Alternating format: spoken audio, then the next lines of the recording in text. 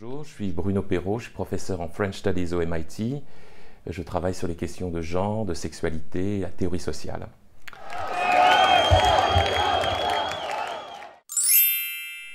Dans un sondage BVA réalisé pour l'Obs révélé mercredi dernier, on apprend que 55% des Français sont favorables à la GPA et 58% à la PMA. Pour la GPA, ça fait donc 16% de plus qu'en 2013. Est-ce que pour vous, on est sur la bonne voie ? L'interdiction de la GPA date de 1994, c'est-à-dire la loi de bioéthique. C'est le résultat des consultations lancées par le Parti socialiste au cours des années 80, qui a cherché à faire passer des nouvelles possibilités de procréation dans une logique purement médicale, c'est-à-dire réparer un corps infertile. Et cette logique a été contestée par les mouvements sociaux, l'est de plus en plus, et un certain nombre de mouvements s'engagent pour une GPA éthique, à savoir une GPA encadrée par la loi, sans abus financiers.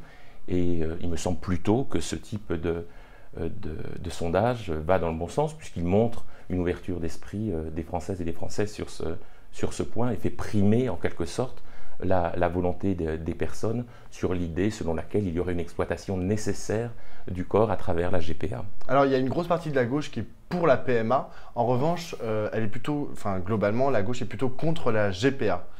Qu'est-ce que ça veut dire selon vous ? La PMA, d'abord, la gauche a longtemps été contre la PMA. C'est vrai aussi. Le Parti socialiste n'a changé sur ce sujet qu'à la fin des années 2000. C'est déjà pas mal. Et bien qu'ayant changé, n'a pas réformé la PMA. Quand on dit contre la PMA, c'est contre l'ouverture de la procréation médicalement assistée aux femmes célibataires d'une part et aux couples lesbiens d'autre part. C'est-à-dire démédicaliser, une fois encore, la procédure de la PMA. Alors évidemment, la différence se fait sur le caractère plus ou moins invasif d'une procédure et de l'autre, et le fait que les enjeux internationaux sont beaucoup plus marqués en matière de GPA que de PMA. Donc les modalités de domination économique et culturelle sont davantage rejouées, d'où l'insistance sur la nécessité d'une PMA éthique et d'une GPA éthique. Et vous diriez que la gauche est réac sur ce sujet ? Alors, c'est un peu l'objet du livre que je présente aujourd'hui. Il est absolument certain, à mon sens, que la façon dont la gauche dont la gauche de gouvernement aborde la question du droit des minorités sexuelles, c'est-à-dire toujours avec une certaine gêne, toujours à reculons. On se souvient du PS qui ne va pas, en 1998, défendre le Pacs, puis qui refuse le mariage, et après la célébration du mariage de Bègle, qui finit par s'y rallier, le Comité national consultatif d'éthique qui a été hostile et à l'adoption et à la PMA et à la GPA, qui enfin transforme quelque peu son point de vue dans un avis récent, mais qui néanmoins continue à dire que la PMA ne doit être remboursée que pour les couples hétérosexuels. Il y a toujours une façon de resignifier l'inégalité, et lorsqu'on fait ça, d'une certaine façon, on ouvre la voie aux mouvements les plus réactionnaires de droite, c'est-à-dire on leur donne d'une certaine façon raison. Ce qui importe, c'est de défendre ces questions-là avec un point de vue de gauche, c'est-à-dire en associant la question des droits des minorités, la question de la lutte contre les discriminations et les questions économiques et sociales. Après tout, le mariage, c'est une réforme économique et sociale. Ça organise la transmission du patrimoine, le domicile commun, les pensions de réversion, etc. Donc il y a la possibilité d'une argumentation de gauche pour ces différentes réformes. Alors, dans votre ouvrage, justement, Qui a peur de la théorie queer, qui est publié aux presses de Sciences Po, vous décortiquez un peu les ressorts, les us, les voies et moyens de ce que vous appelez les réactionnaires et qui se sont opposés notamment au mariage pour tous au début du quinquennat de François Hollande. Pour que tout le monde soit bien clair, ça veut dire quoi au juste théorie queer ? Alors, la théorie queer, c'est un ensemble de textes qui ont été produits au début des années 90 aux États-Unis et puis qui ont continué à être produits depuis, qui sont issus des mouvements sociaux des années 80, mouvements de femmes migrantes, mouvements d'homosexuels luttant contre le VIH, et notamment ACT UP, et qui se sont réappropriés le mot queer. Donc queer en anglais, ça veut dire tordu, bizarre, ça veut aussi dire PD, tapette, et dans la logique de réappropriation de l'insulte par les mouvements sociaux, c'est-à-dire on se définit à travers ceux qui nous stigmatisent et par conséquent on retire aux autres la possibilité de nous attaquer puisqu'on a déjà utilisé ce qu'ils auraient utilisé contre nous. Eh bien, en faisant ce même geste du côté de la théorie, il y a eu tout un travail sur ce que c'est qu'une identité, ce que c'est que la fluidité des identités sexuelles, ce que c'est que la performativité, c'est-à-dire comment le genre, ça n'est pas seulement une catégorie donnée, c'est un rôle que l'on joue, qui est lui-même la copie d'autres rôles, etc. Comme une sorte de chaîne de performance de genre où il n'y a pas d'original. Et ce travail-là, ce corpus-là, est précisément ce qui a été dénoncé par la Manif pour tous en 2012 et 2013. C'est-à-dire que pour s'opposer au mariage, plutôt que d'utiliser des arguments théologiques qui n'auraient pas été très efficaces dans une société qui se pense sécularisée, s'est adossé à toutes sortes de rhétoriques qui étaient déjà présentes dans le débat public. La rhétorique du risque, c'est-à-dire protéger la famille au nom d'un risque social qu'exerceraient les minorités sur le modèle du risque environnemental, et puis s'adosser aussi à l'anti-américanisme, c'est-à-dire imaginer qu'une théorie venue des États-Unis serait en train d'envahir la pensée en France et en ayant déconstruit, historicisé les catégories hommes-femmes, aurait créé les conditions de possibilité de la réforme de la loi Taubira. Le livre s'attaque donc à ce raisonnement et montre toute l'ironie qu'il y a dans ce raisonnement parce que précisément les théoriciennes et théoriciens queer se sont appuyés sur des auteurs français et françaises, Simone de Beauvoir, Michel Foucault, Jacques Derrida, etc., Gilles Deleuze, et ces textes-là sont d'ailleurs nommés la French Theory, c'est-à-dire la théorie française aux États-Unis. Donc c'est au fond l'histoire du retour de la théorie française en France, mais via cette réinterprétation américaine qui fait si peur au mouvement réactionnaire. Et aux États-Unis, par exemple, la French Theory ou la théorie queer, elle est autant enfin la société est aussi en but, en opposition à elle ou c'est différent? Ou elle est plus acceptée? Ça dépend véritablement des espaces que l'on considère. Il y a une certaine popularité des théories queer et aussi de la French Theory de façon plus large dans les espaces académiques. La présence de ces théories est infiniment moins grande au sein des mouvements sociaux. Alors ça vient aussi d'une tension qu'il y a en permanence entre la théorie et la pratique. Et ce que j'essaie de montrer dans le livre aussi, c'est que peut-être que la théorie queer a eu un rôle plus important dans le militantisme LGBT, donc lesbienne, gay, bi et trans, précisément parce que, bien qu'elle s'appelle théorie queer, elle ne se conçoit pas complètement comme une théorie, mais plutôt comme une boîte à outils, comme toutes sortes de ressources pour penser les relations. D'interrogation, absolument. Questionnement. Alors, vous interrogez aussi beaucoup dans votre livre la notion de démocratie, et vous parlez notamment de démocratie des minorités. Qu'est-ce que ça veut dire au juste? J'essaye de réfléchir à ce qui se produit dans les débats publics en France depuis plusieurs années, c'est-à-dire l'anticommunautarisme d'une part, et la façon dont l'anticommunautarisme est associé à la peur de la tyrannie des minorités. Cette idée selon laquelle un certain nombre de groupes agiraient en tant que lobby, feraient pression sur les institutions de l'État et obtiendraient des bénéfices, des dividendes que le peuple véritable n'obtiendrait pas.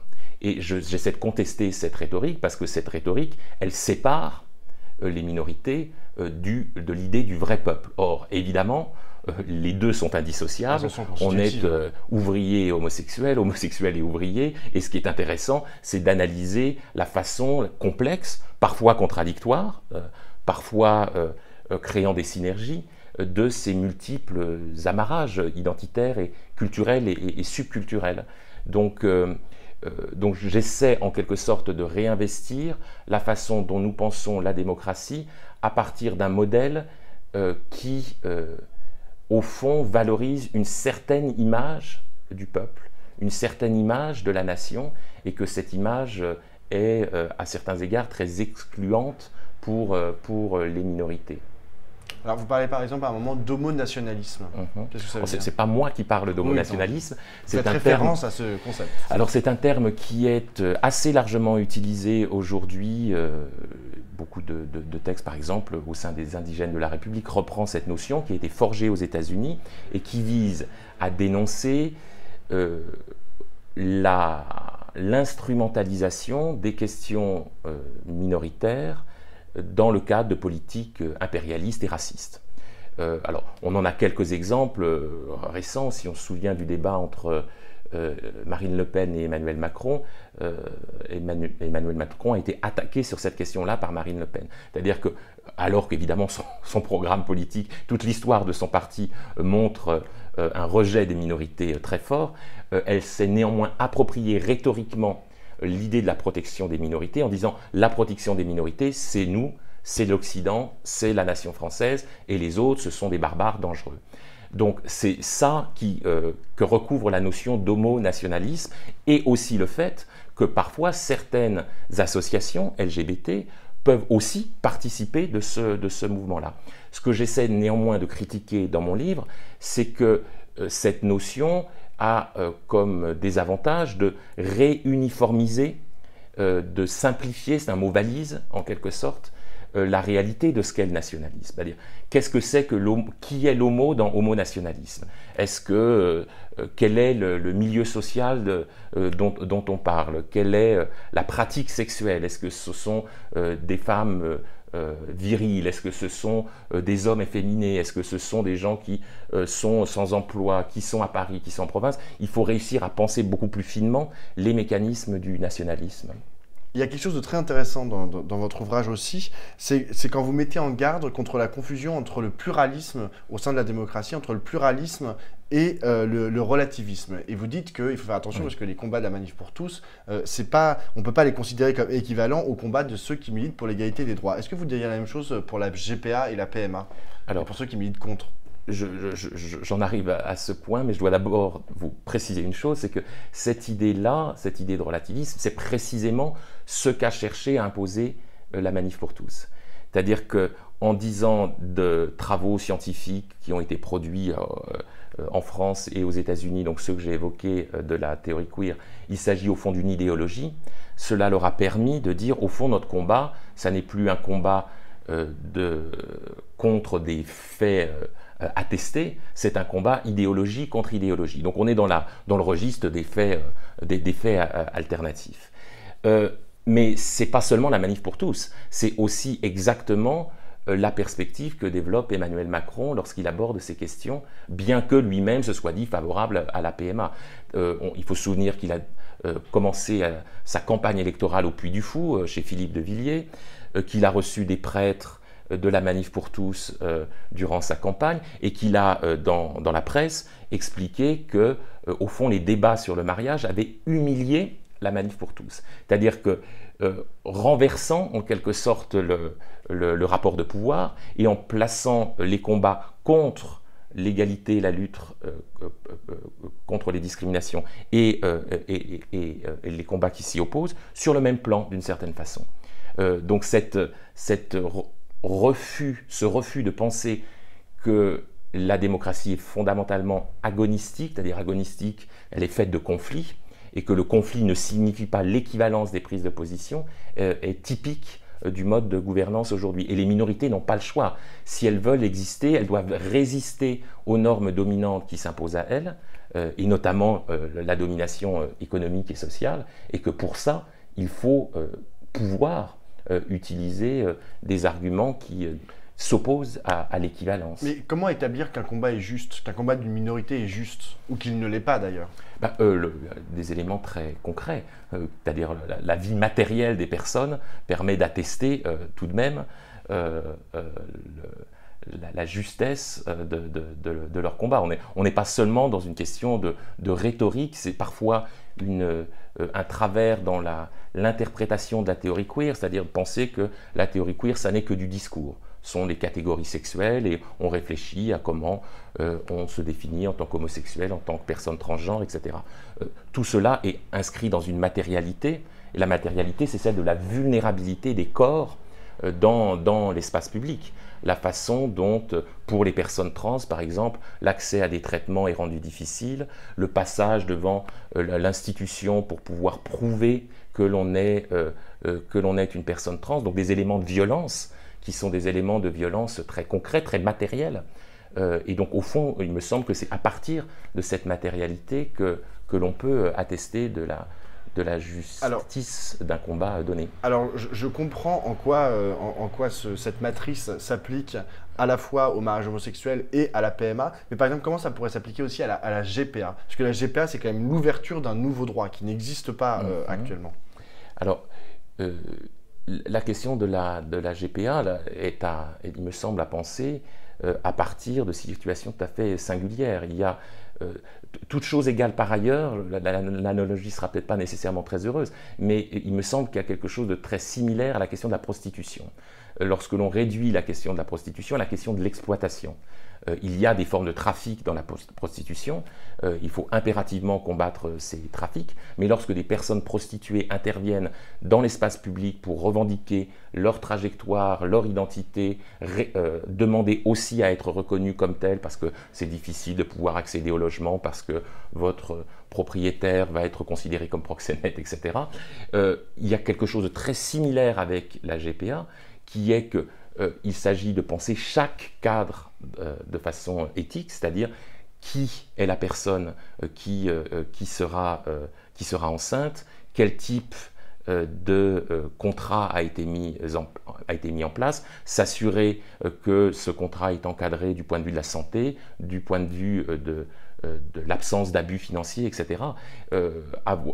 Avoir une espèce de point de vue très général sur la GPA me semble faire taire les personnes au nom de l'intérêt de vérité transcendantale, mais que rien n'était de façon ni théorique ni pratique.